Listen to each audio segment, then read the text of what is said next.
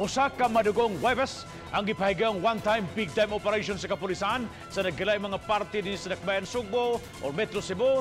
Karong adlaw diin siyam ka mga individual ang napatay ug kapin sa 80 usab ang mga nadakpan. Unahon na to ang sadakbayan sa Lapu-Lapu kundi usa-usab ka lalaki nga sakop sa Parohinog Drug and Robbery Group ug number 6 most wanted sa Osamis City ang napatay atol sa operasyon. Samtang laing 11 ka mga drug personality susab ang nasikop sa managlahing operasyon sa one-time big time sa mga kabaranggayan sa Maong Dakbayan. Ani ang report.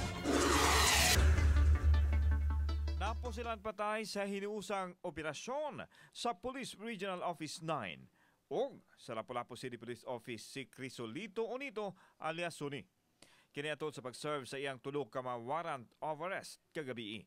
Sumapa ni Sulay pagbunot siyang armas si Unito hinungdan nga giunhan kini sa mga pulis. Nakuha gikan kaniya ang kalibre 45. Robbery, murder o robbery with violence ang iya mga kaso.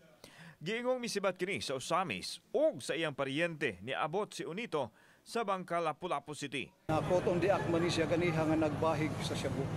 Samtang 11 ang mga nadakpan sa one-time big time nga gipahigayon sa kapulisan sa Lapu-Lapu City.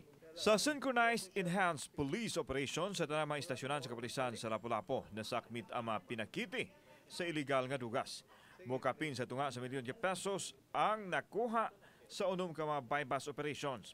Wala tayo high value target, mga street level pushers dami. Sa ato sa mga kabarangayan, ato sa silang tingnan, most especially in the subdivision, madali man nag-identify ang sa subdivision. But other areas, ato din silang tingnan ng mga new faces, ang mga pagkaparyantehan na daan balhin sa ilaha, magpag-ipapin sila.